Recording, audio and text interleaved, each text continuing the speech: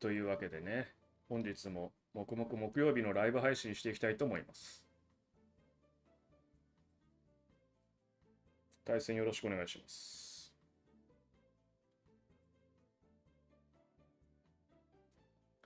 いやーもう最近寒くてたまんないっすね。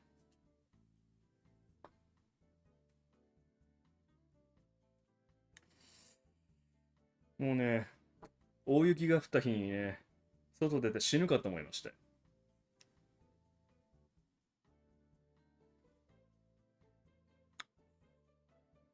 さて、今日の表題にね、なってるね、ボルケーノシガーって何って話ですけれども。ケイショウさんこんばんは。字がちっちゃくて読めない。5老後187さん、こんばんは。よろしくお願いします。今夜もよろしくお願いします。ボルケーノシガーって何ってね、こっちが聞きたいんですけれども、これですね。何これって感じなんですけれども。これまたね、聖一さんからいただいたね、ノンキューバンシガーなんですけれども、いいね。VOLOCANO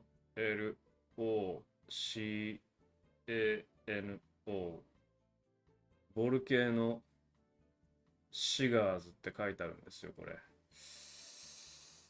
何なんすかね、これ。本当何なんすかね。で、まあ、わかんないときはパッケージを見ればね、大体書いてあるんですけれども、これね、見えるかな、ピントが合わないな。ウェブカメラでピントを合わせれば、どういう風にすればピントが合うのかはね、今度調べてみましょう。まあ、読んでみましょう。これね、マウイって書いてあるんですよね。マウイ。マウイって書いてあるってことは、これハワイなんですよね。ハワイアンシガー。でもね、メイドインザフィリピンズって書いてあるんですよ。つまりフィリピンで作られたシガーで、マウイ、ハワイ島で売られてるんだな。で、とどめにね、ここにね、わからんかな、これ。ここにね、値段表、プライスタグが貼ってあるんですけどね、ABC ストアーズ9.75ドルって書いてあるんですよ。ABC ストアってハワイにあるコンビニですよね。うん。はい。怪しいシリーズです。なんかね、ディスカバリーチャンネルの怪しい伝説、怪しいシリーズのなんか、ハマキ版みたいな感じですけどね。何五郎さん、トミー・リー・ジョーンズ映画ボルケーノに関係してるわけねえじゃん。ねえ。ABC ストアで売ってる。っていうか、ハワイはコンビニに葉巻が売ってるってことですね。それはそれで羨ましいですけれどもね。うん。まあ、何の葉巻かどうかは置いといて。SY さん、今日もよろしくお願いします。ということでね、これね、すんごいね、焼くネタの匂いがするんですけれども、まあ、やっていきましょう。やっていきをしていきましょう。これね、プラスチックのチュボスに入っているシガーで、シガー自体はフィルムに包まれてるっぽいですね。で、すげえ気になるのが、このチュボスの外側のこれ、シールだと思ったら、これよく見たらセロハンテープでここ止めてあるんですよね。安っちいにも程がある。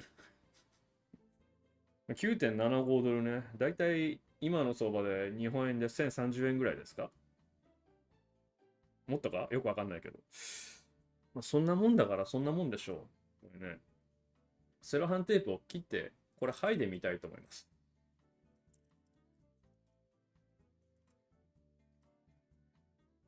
何が出るかな、何が出るかな。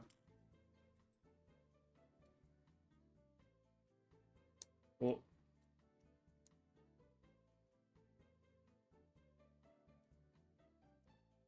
本当にセロハンテープだ、これ。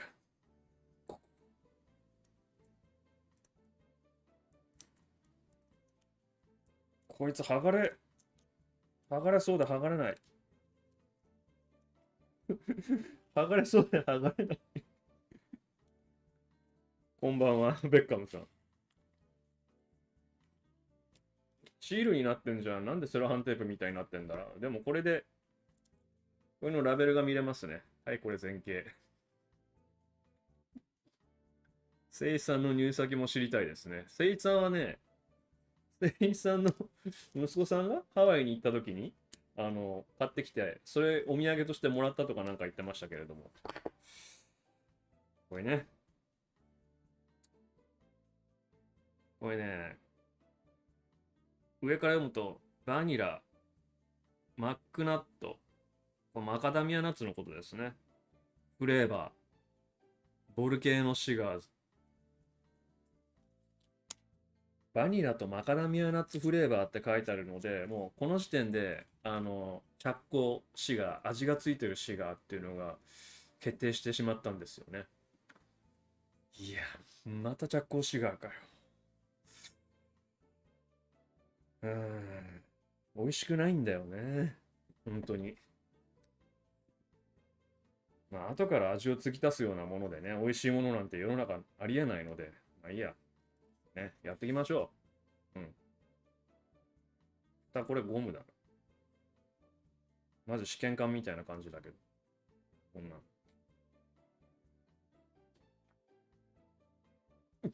くそ、なんだこれ。おお、くせえ。おお、バニラ、バニラの匂いだな。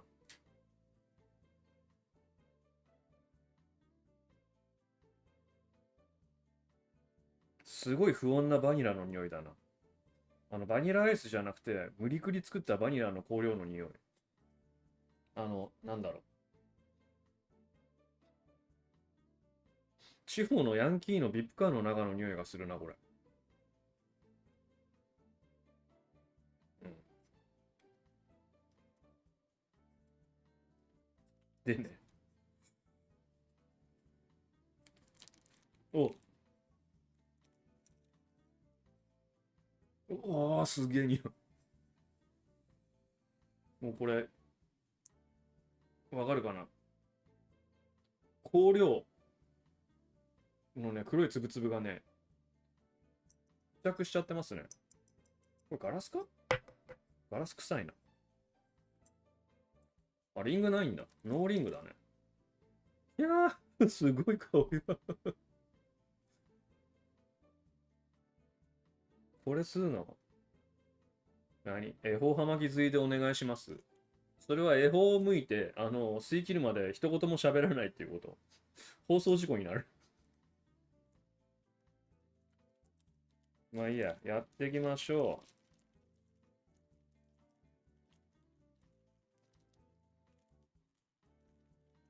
う。うわ。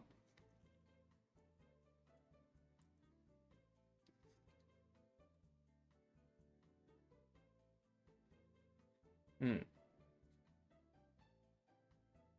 これ、あれですね。こっちのチュボスの方が香り強いな。香りがもう移っちゃってるのかもしれないですね。確かにこっちもバニラの香りがしますけれども、そんなに強くないのと、フットがもう最初から切れてる、これ。まあ、物草さんにはいいのかな。でも、最初からフットが切ってあるっていうことは、プレミアムシガーとはちょっと言えないのでね。うん。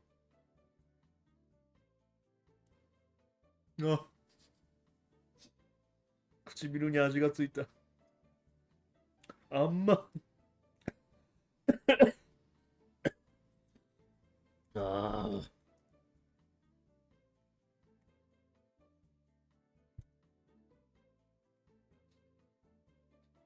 まあね、延々言っててもね、しょうがないのでね。行っ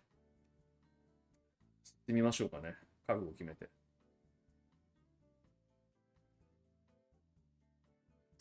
では、ボルケーノ、ハワイアンシガー、吸ってみましょう。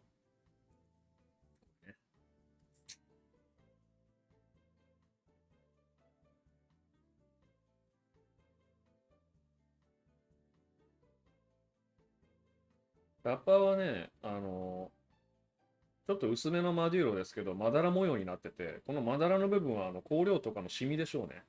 多分。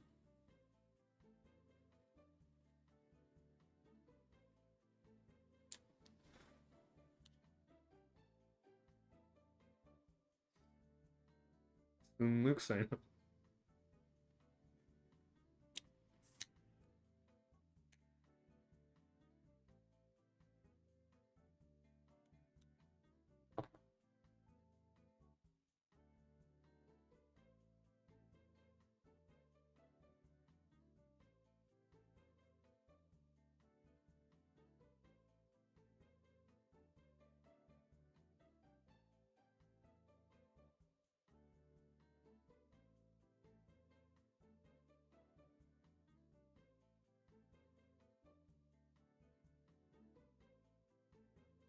あのね、ファーストタッチは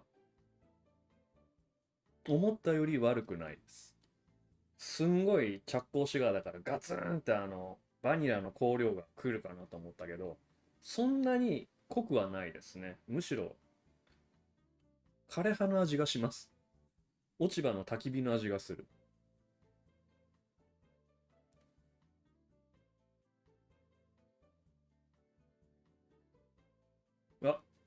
あ、来た来た来た。バニラ。あ、バニラ風味のマカダミアナッツの香料。うわ、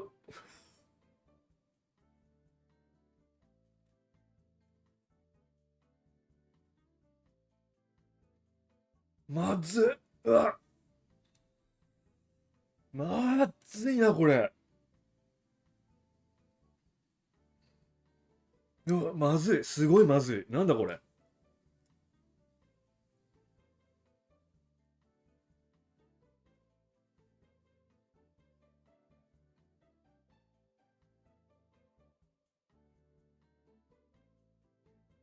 これはやばい。ああ、後味がひどいな。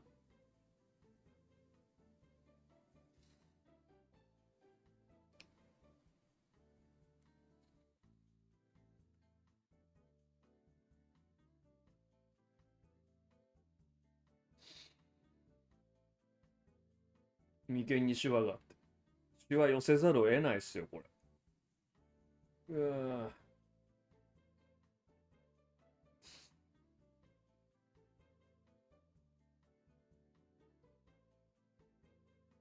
ぁ。慶章さん、苦行ですよ。超苦行。なんて言えばいいかな、でも、ね、吸ったからにはね、どういう葉巻かね、お伝えしないといけないですよね、これ。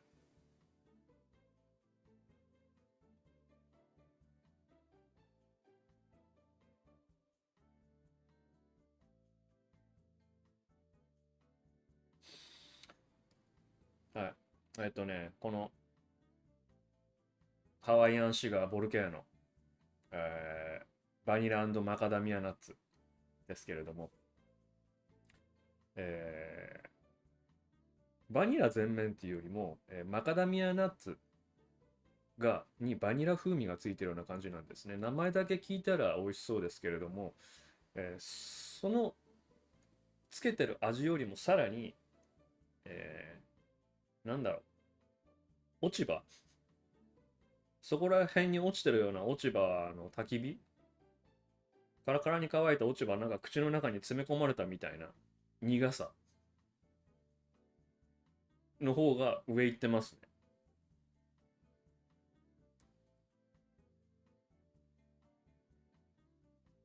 で、なんだろう、美味しさは一切ないです。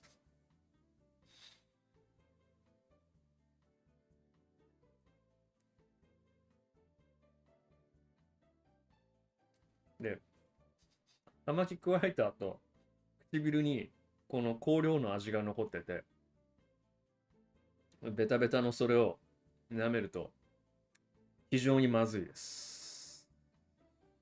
マロ君お疲れ様です。今日は人柱会ですか？そう。今日もね、特級呪物をね、食べて痩せてみてるんですけれども、これはね、ひどいね。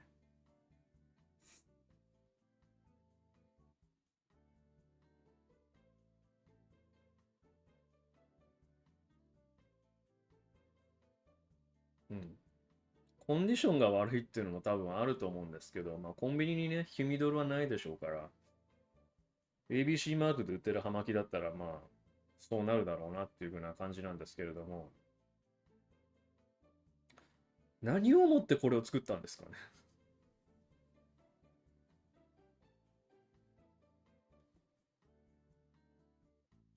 うん。前か前の前ぐらいのライブ配信でもお話ししましたけど、着工紙が味と香りをつけてる葉巻は、葉巻自体の質が良くないので、それをごまかすために香料をつけてるっていうふうにお話ししたんですけれども、これはその通りで言ったら正しいやり方ですね。うん、どこさんの特級呪物ですか？もういちいちめんどくさいな説明するのは最初から見に来なさい。あ、これ。見なさい。はい、バニラ、マカダミアナッツフレーバー、ボルケーノシガーズ、ハワイアンシガーですよ。ABC マートで買ったっていうね。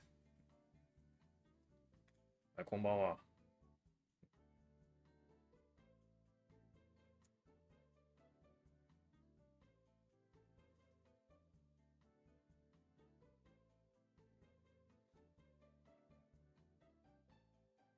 これね、この葉巻に、このボルケーノに限らず、ノンキューバンシガーって、旨味がないんですよね、まず。美味しいって思う味わいの成分がないんですよね。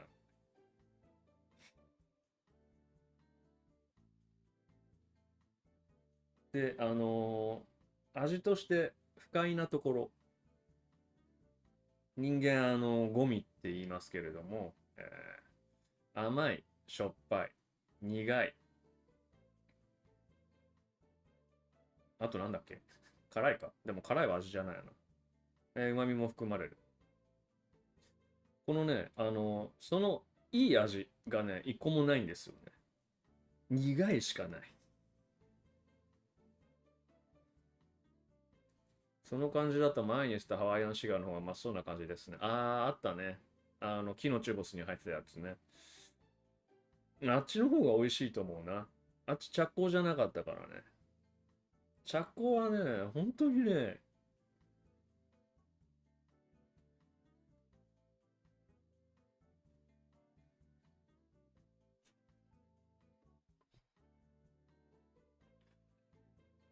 まず、これね、あの、シガーを吸う人にね、一つお願いなんですけれども、着工シガーはね、シガーバーとかバーとかに持ち込んで吸わないでください。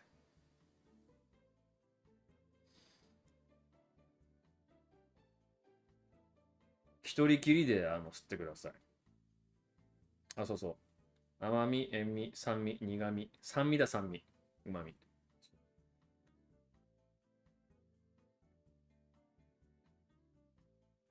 こう、着工シガーをね、シガーバーとかに持ち込んで吸うと、一瞬でね、場を支配してしまうんですよ。場を支配するっていうのは別に悪いことじゃないんじゃないのっていうふうに思うかもしれません。葉巻の煙はね、パワフルで、量も多くて、紙巻きタバコとかがあったらもう、それを超えてしまうので、言いたいことはね、そうじゃなくって、あの、着工葉巻っていうのは、煙にも香りがついてるんですね。で、人工物です。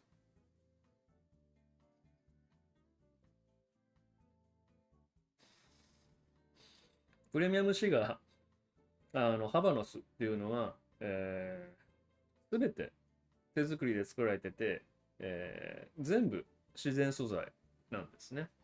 農薬とか香料とかも使ってない、化学薬品とかが、入る余地がないんですね。うん、それで100%本来のタバコの味わい、タバコ葉の味わいが楽しめるんですけれども、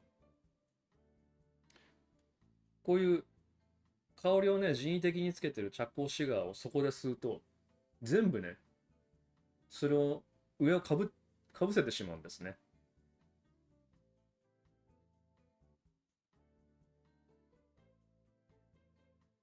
まあ、例えて言うなら、お寺さんとかで、香木とかでお香を焚いてるところに、香水プンプンの人が入ってくるみたいな感じですね。その場を乱してしまうんですね。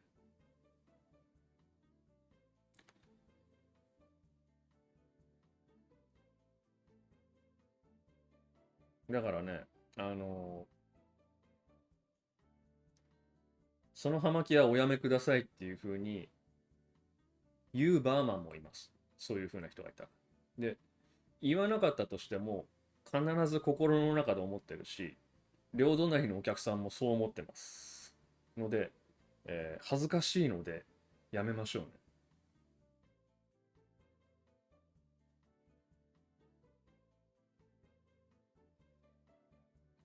いや、着工シガーとか、プレミアムシガーとか、そういうの分からなかったっていう風に言うのも簡単なんですけれども、えっ、と、もし本当に知らなかったら、お店の人とかお客さんに言われたらすぐやめてくださいっていうことなんですよね。うん。知らなかったんでしょう。あんたが悪いってことになるので。で、知らなかったっていうか、知ってから言ってくださいって話ですね。じゃあ。だからね、それ一つを例にとっても、知らないっていうことが、ね、大の大人がね、恥をかくっていうことなんですよね。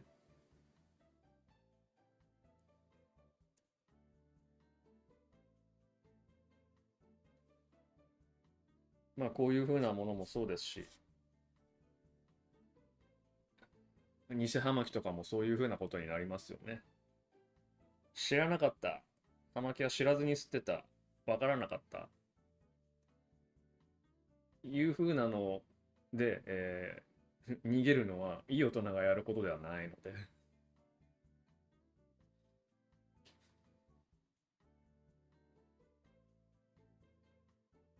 うん。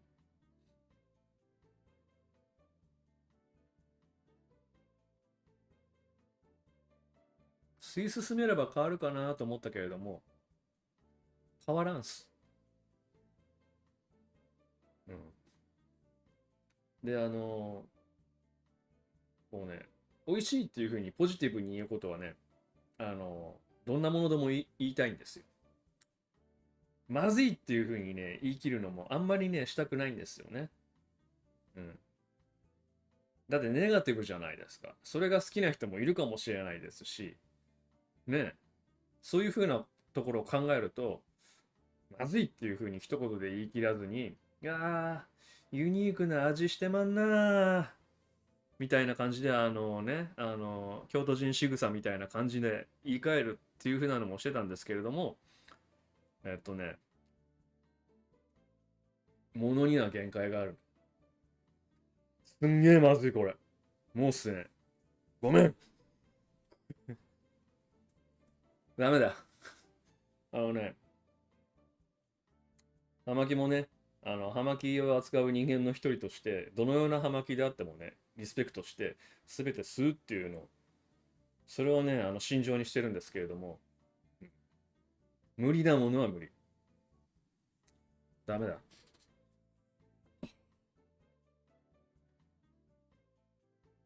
もうだってね、最初に火つけた時ね、もうびっくりしたかと思ったからね。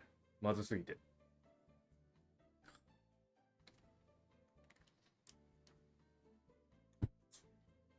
すまん、許せ、無理だ。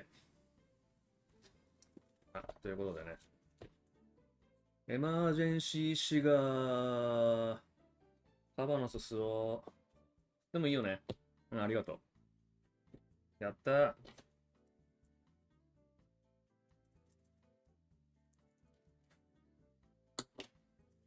ありがとう。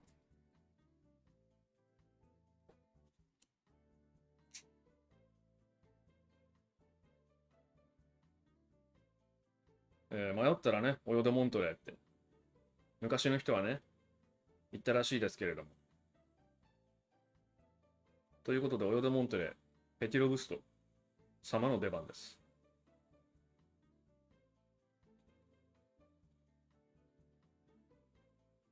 まあ、昔からあるライトなショートスモークのね、決定版ですよね、これは。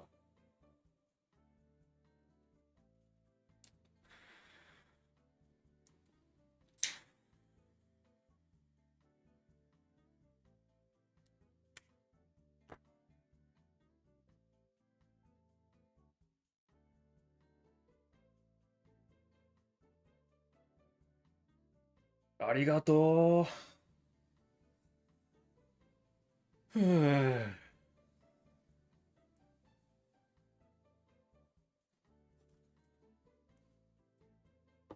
いや、助かった。放送事故が起きるところだった。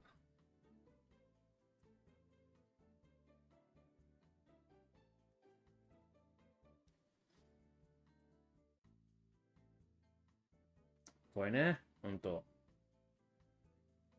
ありがとうございます。いい葉巻です。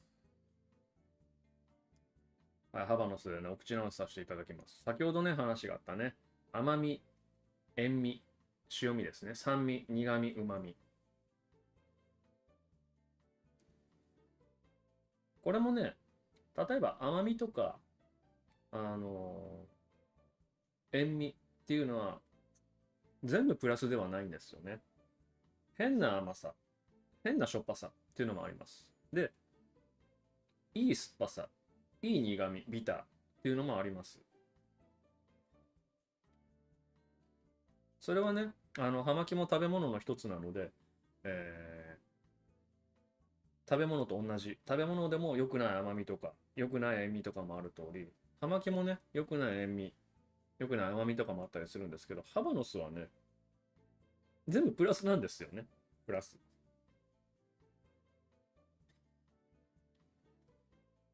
ハバノスを吸ってればね、わかると思うんですけれども、甘みありますよね。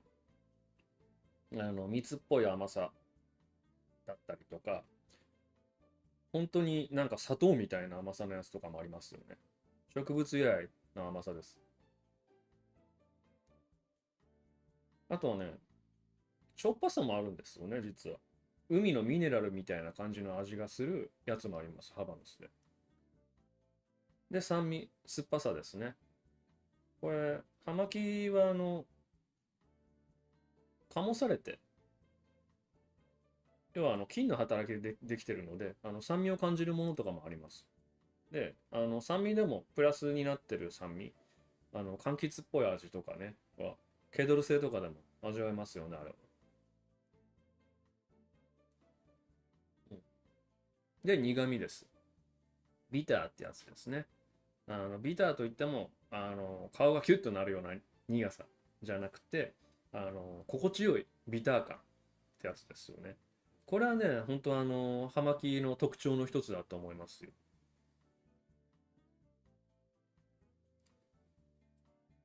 で、旨味ですよね。旨味こそが、ハバノスの、特徴だと思うんですよ。一番の。あの、ブランドとか、コンディションであるとか、あとどれだけエイジングされてるかによってバラバラですけれども、昆布のような旨味だったり、干し椎茸のような旨味であったり、あと、鰹節のような旨味であったり、いろんな種類の旨味がありますよね、ハバノスには。だからね、このゴミがね、全部揃ってるんですよね、ハバノス。心からの感謝出ました。心からありがとうございます。って感じですね、ハバノスさん。もうね、ハバノスはね、吸わせていただくっていう風な姿勢が正しいです。スモーカーは。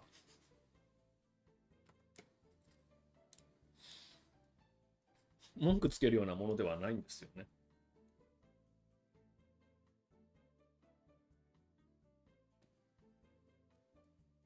んなんとなく着工の方は煙の濃さが濃い感じがするんですけど、やっぱり不純物が混じってるからなんですかね。不純物っていうか、香料が入ってるからですよね。香料って、要は、あの、オイルでつけるんですけれども、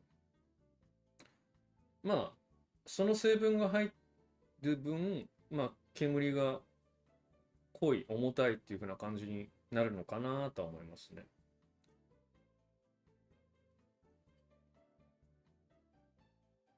前もお話ししましたけれども、葉巻って油なんですね。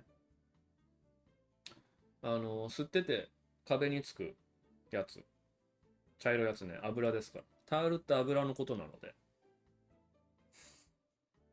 で、葉巻って、油をまとっていて、で、油がじわじわじわじわ外側に出てきてるので、葉巻によっては触るとオイリーなんですよね。キするじゃないですか。で、葉巻に水を垂らしても弾きます。油なので。だからね、水に落としてもしばらくは弾いて耐えてくれます。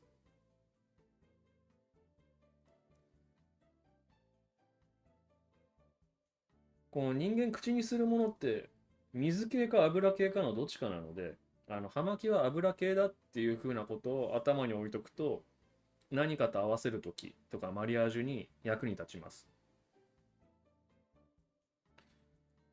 葉巻は油なので、水っぽいものには、要は道理で合わないんですよね。水っぽいもの、わかりやすく言えば、キレがあるものです。だから、キレのあるお酒、飲み物は葉巻は合わないんですね。簡単に言うなら日本酒です。日本酒の淡麗とかね、キレがね、清浄なので、日本酒は。葉巻は合いません。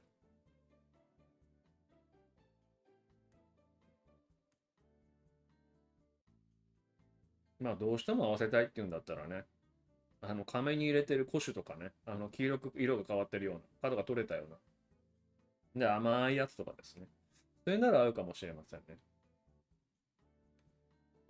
そういうふうに何と何が合うっていうのも道理があるので、それを知らずにやってて、後ろで笑われるっていうのも恥なのでね、大人なのでね、知らないでは済まされない世界もあります。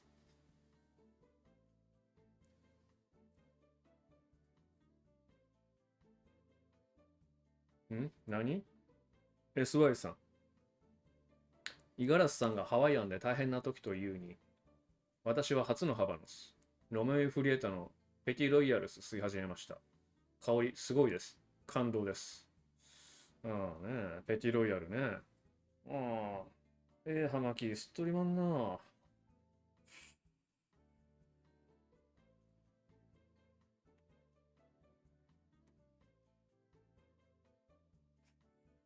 なんか一瞬反応しそうになっちゃったけれども、いや、でも俺も別に今ね、ハバノス吸ってるからね。全然ね、別にね、いいと思いますよ。うん。まあ、ハワイアンシガーはすごいまずかったですけれども、まずいのを吸った後だからこそハバノスが美味しいっていう風なのもね、あるのでね。うん。はい。うん。優勝です。俺も優勝。SY さんも優勝っていうことで。はい。なんだかよくわかんないけれども、葉巻が美味しいからまあいいや。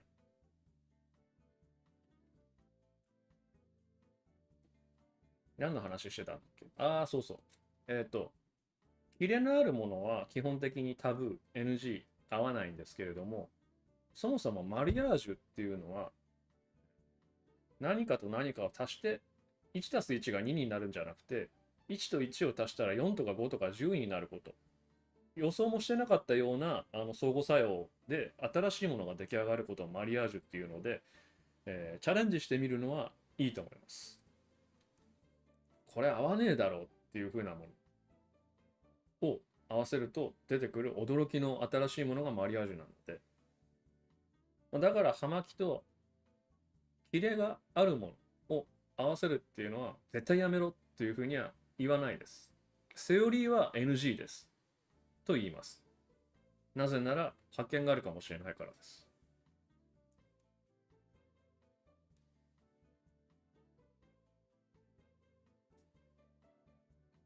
ただね、マリアージュを探して旅に出るのもいいと思いますけれども、まあほとんど失敗します。セオリーっていうのはね、それだけ理由があるのでね。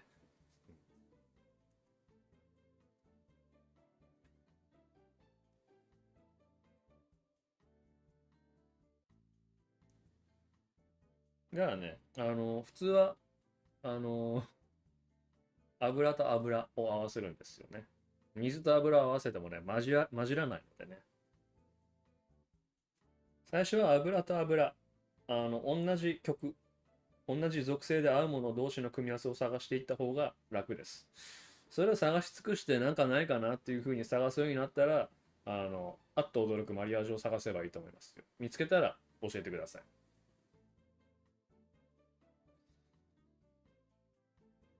んアルカポネさん。家系葉巻はどう思いますか？好きですか？家系葉巻っていうのは、俺がYouTube の俺のチャンネルでお話ししてる、ハウスロールですよね。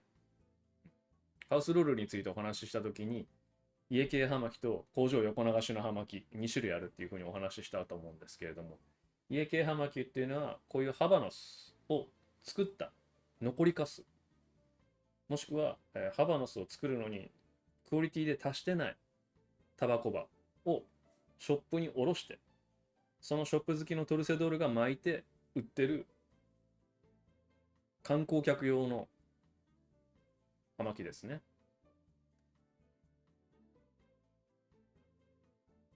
家系葉巻はね、好きとか嫌いとかじゃなくて、どうでもいいです。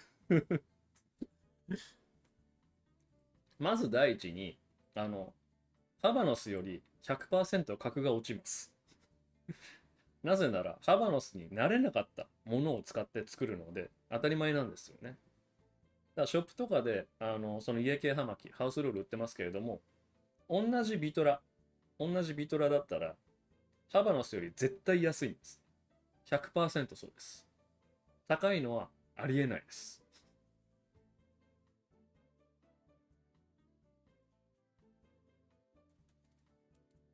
で、結局、値段相応ですから、嗜好品ってね。うん、食べ物とか、口に入れるものって値段相応じゃないですか。だから、ハバノスより美味しいっていうのはありえないんで、だから家系葉巻はね、あどうでもいいです。ただでくれたりするんだったら吸います。だから、俺もキューバに行って、家系葉巻ハウスロール吸ってますけれども、あれ全部ショップのトルセドールがくれるので、吸ってるんですね。でなかったら吸わないです。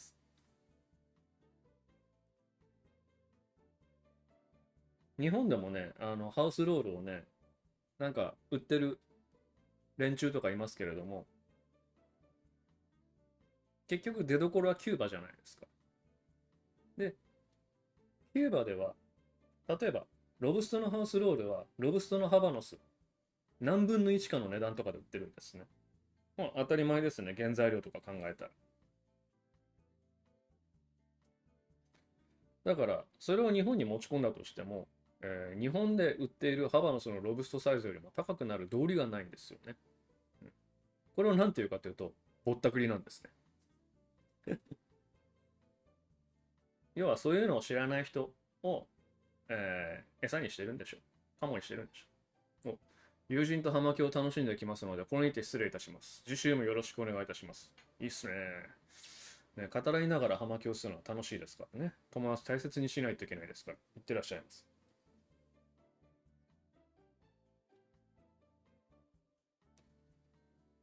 ラムキング、ボーテンが財務省に登録しているハウスロールがハバナスオフィシャルよりも高額で尋常じゃないってことですね。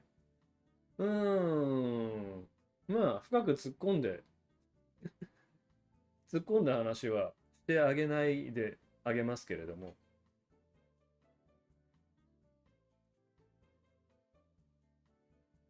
結局ね、ハバナスと比べてハウスロールって味は悪いです。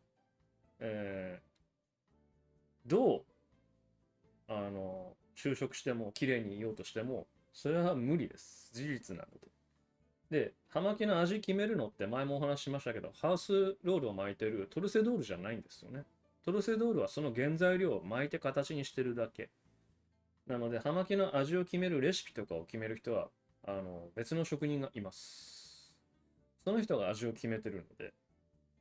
だから、トルセドールがどんなにうまかろうと、葉巻の味には干渉できないので、名人が作ったとかでも関係ないんですよね。むしろそういう風に言って、別のところで付加価値をつけないと、振り向いてもらえないぐらいハウスロールってしょぼいものなんですね。葉巻の世界では。キューバの葉巻の中では、ハーバノスっていうのが一番上。ハウスロールはそれになれなかったものなので、美味しい通りがないんですよ。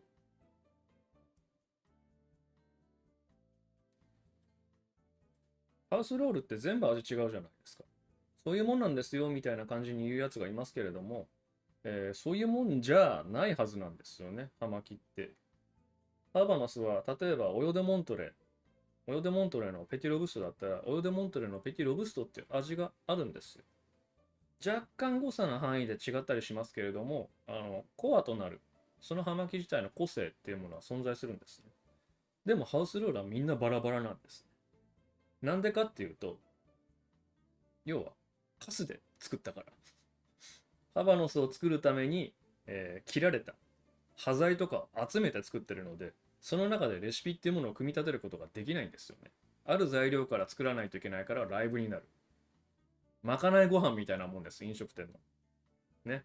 その時に余った材料で作るわけだから。それは正しくメニューで作られたものよりは美味しくなれないんですよね。道理です。で、吸ってみたら一目瞭然じゃないですか。いや、そんなことないよ。ハバノスと比べてもハウスロール美味しいよっていう風に言う人がいるかもしれないですけども、その人は味覚が終わってるので、うん、見つめ直した方がいいですね。自分の食生活。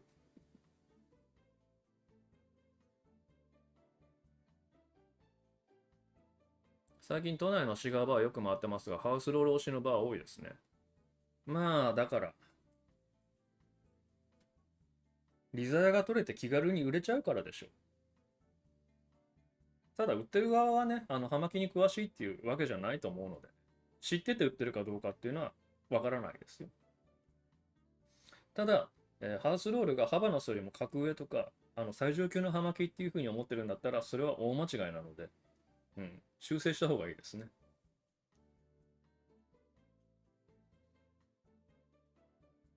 この前、六本木で葉巻吸いよって言われて連れてかれたバーで、ほぼランセロと歌って1万くらいでハウスロール売ってましたね。泣いちゃいました。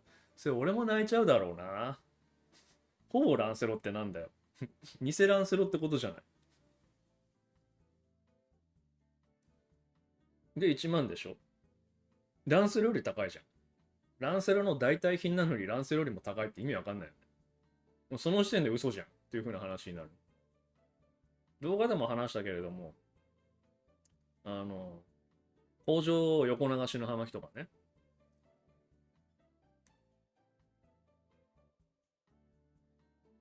例えば、これはエルメスと同じ材料で、エルメスで修行した職人が作ってるバッグなんですよ。っていう風なのがよくあるじゃないですか。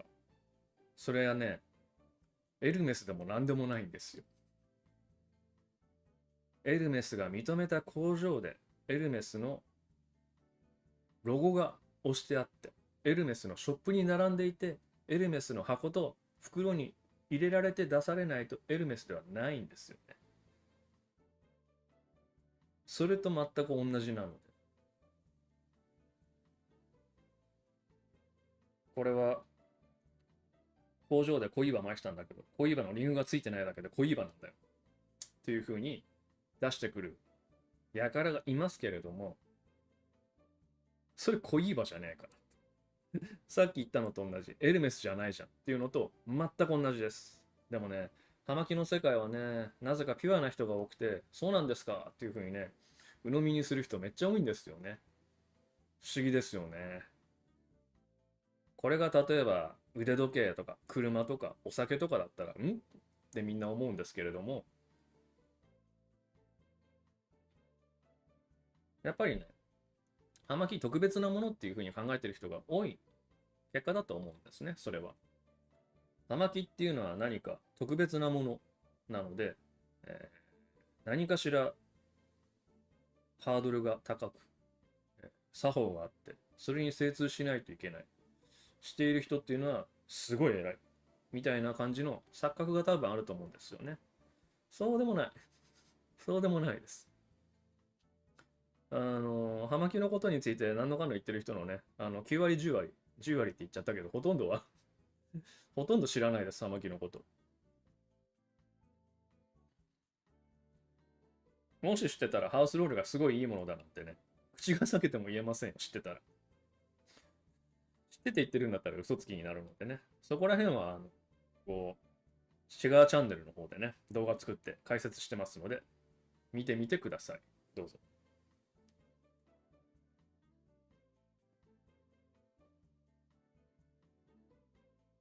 ハウスロールはキューバで適当にするからこそ美味しい気がします。そうなんですよ。もうそもそもね、現地でしか手に入らないけれども、品質が高いものではないので、要はそこで吸うしかないんですよね。なぜならわざわざ持ち出すようなものでもない。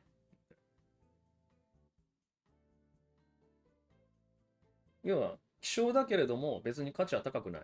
うん。だから焼き鳥で言ったら砂肝みたいなもんですよね。必ず鳥から取れるけれども、別にそんな高級なものでもない。うん。むしろ格が落ちる部位なので。それをね、なんかね、化粧してブランディングしてね、わーすごいっていう風なものにしてね、売りたいっていうのがね、売り手側のね、精神なんですね。いつからハウスロールってこんなに深刻化されたんですかね。まあ、どの業界でもそうです。無知な輩につけ込んでね、高値で売り抜けたいっていうやつはどこにでもいますからね。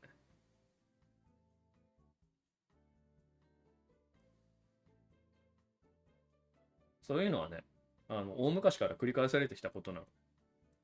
ていうか、ハウスロールが最近になって出回ってきたわけじゃないですか。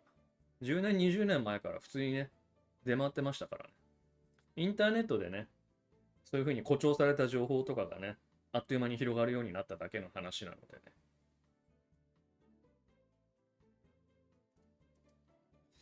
なんかでね、言いましたけれどもね、シガーチャンネルの方かな。ライブじゃなくて動画チャンネルの方。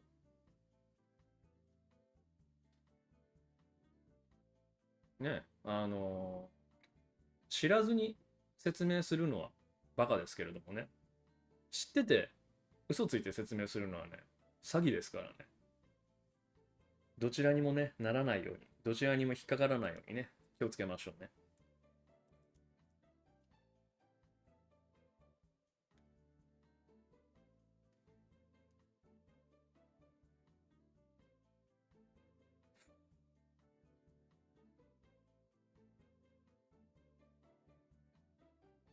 そもそもハウスロールっていう言葉、日本語なのでね、和製英語です。日本以外で通じないです。キューバでも使ってない言葉です。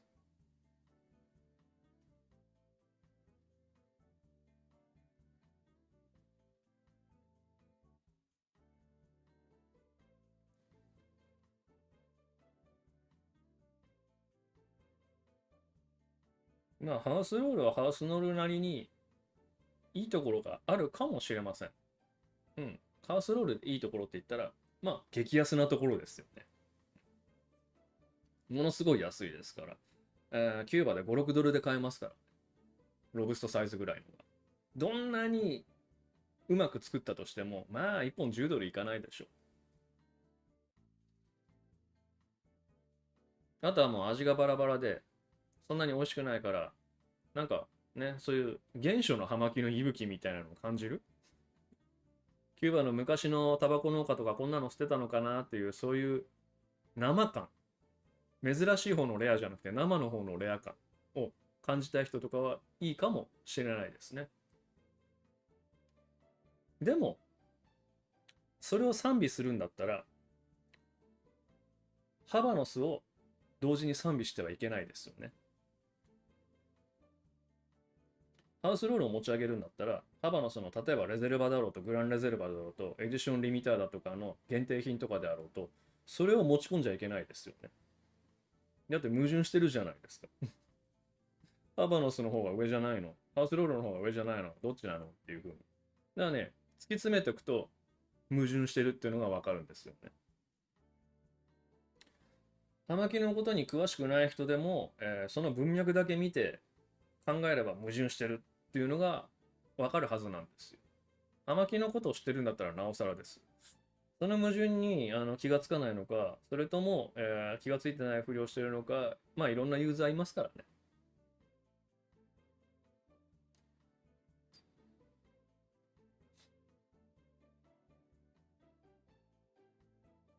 うん。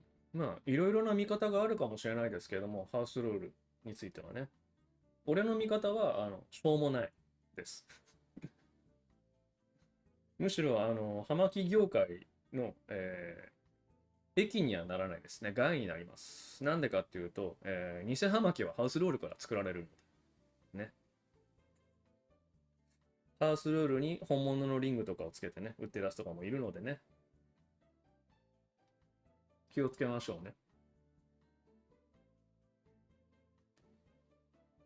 しかし、ボルケーノシガーの後だと葉巻めちゃめちゃ美味しいな、ハバノス。マジで何だったんだろうな、これ。悪い夢だな。うわ、うん、バニラの匂いがする。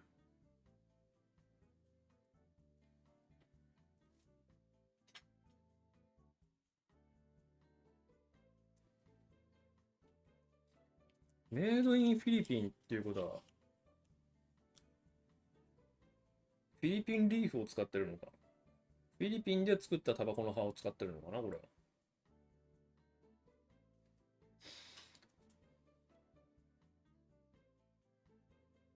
いいけ。面白いね。いいね。そう、マニラシガーっていうのもね、昔はマニラシガーいい葉巻だっていう風に言われてた時代があったらしいです。俺の生まれる前だろうな、多分。っ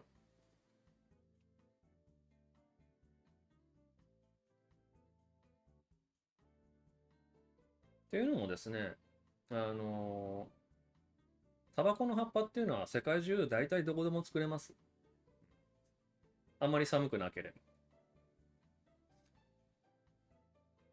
ば。で、昔はね、喫煙率っていうのはね、今とは想像もできないぐらい高かったのでね、いろんなところで作られてたわけなのでね、マニラシガーっていうのもね、マニラ産の葉っぱ、トルコ産のタバコ葉みたいな感じで、この国は素晴らしい、この国は素晴らしいって言われてるんですけれども、うん、でも葉巻の世界ではね、キューバリーフがね、トップっていうことになってますから。ノーリングのベイケって歌ってる店も数店ありますね。それなんですよね。リングついてなかったらベイケじゃないでしょっていう話なんです。さっきのエルメスの例え話でね、その一発で終了、終わり、解散っていう風になっちゃうんですよね。詭弁です。詭弁。物事を理解してる大人だったら、その一言で終了してしまいます。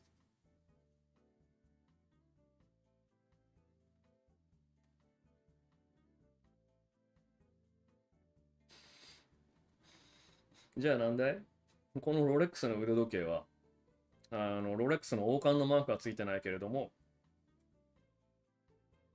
ノーロゴのロレックスです。っていうのかいっていう話と同じです。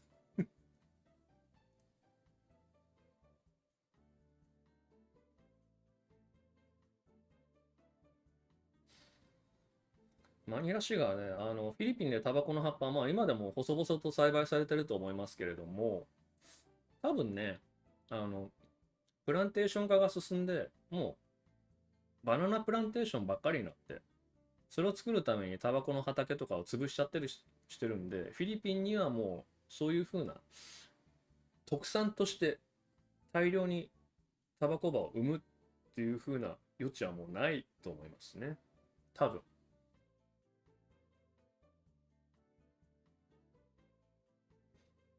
うん。まあ、あるんでしょうけど。だってまあ日本でもね、タバコの葉っぱとか作ってますし、中国とかメキシコとかロシアでも作ってるし。一応ね、世界一タバコの葉っぱを生産してるのは中国っていうことになってます。まあ、葉巻じゃなくてね、紙巻きタバコ用のタバコ葉だと思うんですけれども。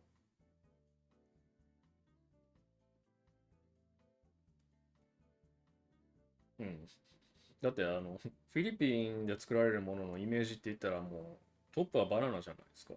あとはね、拳銃村テレビでやってましたけれども、その村で、あの、改造銃を作って、それが産業になってる村が、すげえ国だ。さすがフィリピンと思いましたけれども。怖えな。いけねえな、フィリピンは。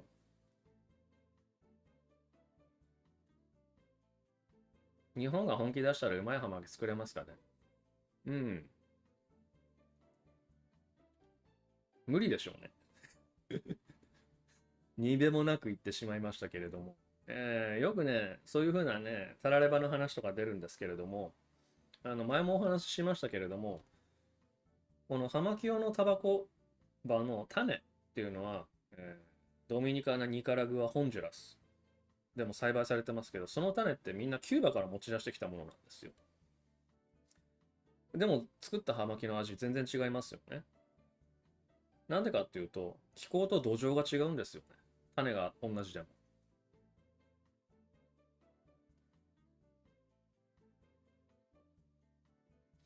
京野菜の種を関東に持ち込んで関東で作っても、ああいう京野菜にはならないんですよ。気候と土壌の違いでしょ。だから無理です。ものすごい金をかけて、キューバと同等の気温湿度、土を作って、そのプラントでタバコの葉っぱを作って葉巻を巻くんだったら、まあ日本人のね、繊細さ、ものを作るうまさっていうのを考えたら、ハバノスよりも美味しいものは作れるでしょう。採算度外視になりますけれども。っていう話ですね。うん、つまり結論から言ったら、作れるだろうけれども、絶対採算に合わない、ペイできないっていうところだと思います。むしろね、日本人がキューバに行って、畑作りから、制作までやれば、ハバノスよりも美味しいものは作れるんじゃないのかな、間違いなくと思うんですよね。ねえ。だってそうじゃないですか。そういう風なの作るの日本人得意ですからね。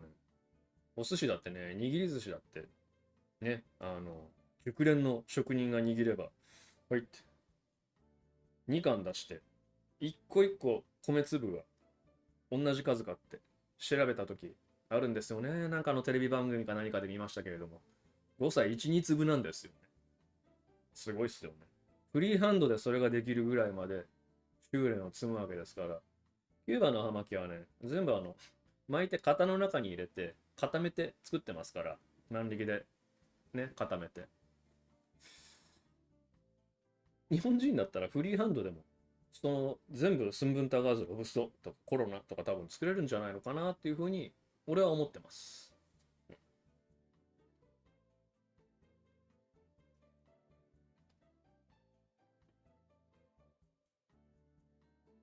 あれ今日は訪れしてないですね。なんかね、だんだん分かってきたんですよ。あの、訪れする条件が。これね、スマホじゃなくて配信ソフト使ってるんですけれども、これでね、いろんな機能を使うとね、だんだんずれてきます。それが分かりました。例えば、別の画面を映し出したりとか、別の、なんだろアクション入れたり、要は画像を入れたりとかすると、ちょっとずつ音と声がずれてくっていうのが分かりました。しなければずれない。ね。やっていくうちに分かるんです。お茶の香りしそうですね。葉巻が日本人が巻いた葉巻がいいんじゃないですか。お茶の葉っぱもね、タバコの葉っぱも、どちらも、発酵乾燥っていうようなね、工程をたどって作られてるものなので、本質的に同じなんですよ。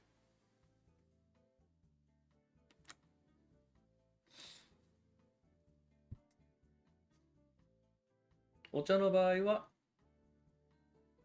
お湯につけて抽出物を飲むと。葉巻の場合は、火をつけて煙を味わうというふうなものなんですよね。面白いですね。だからね、お茶もね、発酵してあるものなので、葉巻に合うものがあります。特にね、こまあ、すんごい大まかな言い方すると、中国茶、紅茶、緑茶あるじゃないですか。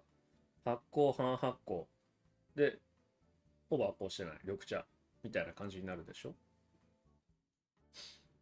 だからね、発酵の度合いが強い中国茶とかは、葉巻に結構合いますよ。試してみてください。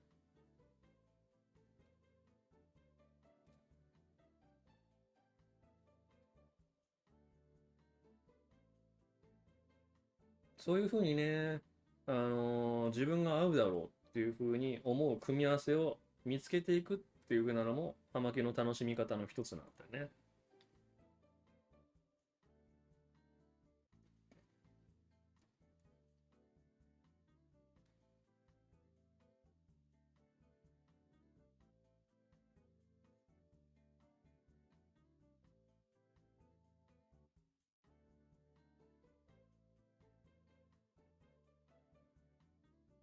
でもお茶はお茶の葉っぱから、コーヒー豆は豆を煮出した汁ですからね。うん。何が合うかわからんね。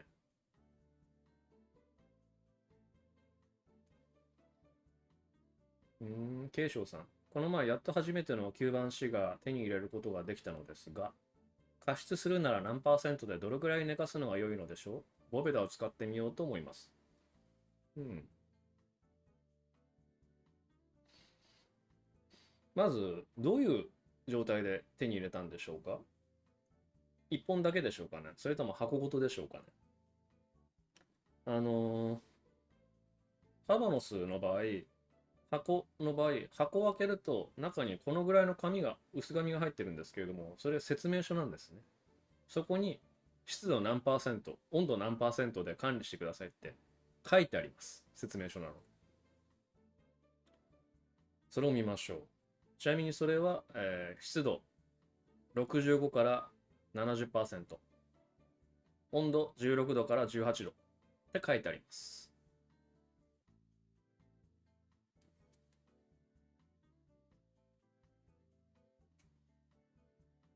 どのぐらい寝かすのかっていうのは、まあ、どのぐらいその環境に葉巻が馴染んだかっていう風なものになるので、それは物を見ないと何とも言えないですね。日本バラ売りでした。じゃあ紙はないかな。でも、売ってるお店の人がね、それ説明するべきなんですけどね。で、その環境で、その環境だったら1ヶ月も管理すれば、その状態になってると思うので、大丈夫だと思うんですけれども、ボベダを使うのならば、ボベダに直接触れないようにしてください、葉巻が。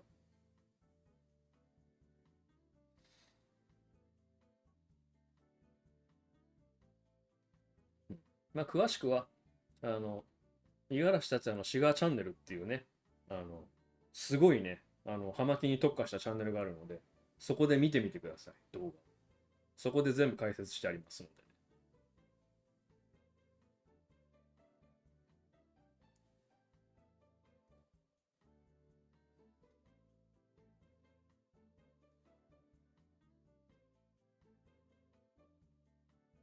お店から買ったものだったらね、そのお店がちゃんとしっかりした環境で管理してるのだったら、買ってすぐに吸えるものなんですけれどもね。ありがとうございます。しっかり動画見ていますね。しっかり動画見てみてください。チャンネル登録してください。ありがとうございます。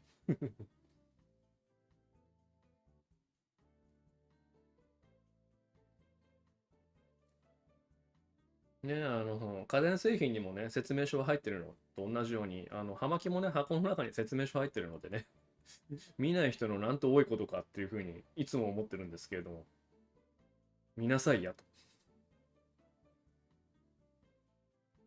何 ?S バイさん、もう少しで数あります。なんだか贅沢感があります。私にはカフェラテととても相性が良いみたいです。今度はお茶も試してみます。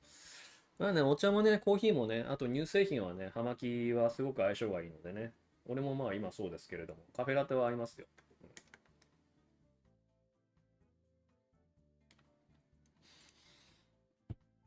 そういうね、何々が合う、あれと合うとか、あれが合わない、それが良かった、ガハハみたいな話がね、葉巻っていうのはね、ふさわしい会話なんですけれどもあれが偽物、あれが怪しい、あれはダメとかね、そういうふうなね、殺伐としたね、話をね、いつからするようになってしまったのかとね、本当にね、ろくでもないですよね。うん。ということでね、俺もね、もう、ちびけてきたんでね。こうね、ちびけた時にね、爪楊枝とかね、ピックにね、刺して吸わないでください。これもチャンネルで話しましたけれども、終戦直後の日本のね、しけもく捨てるおっさんじゃないんだからね、そんな恥ずかしいことをね、やらないでください。多少なりとも羞恥心があったらね、できなさそうな話ですけれど。じゃあ、そんな感じでね、黙々木曜日のライブ配信、ありがとうございました。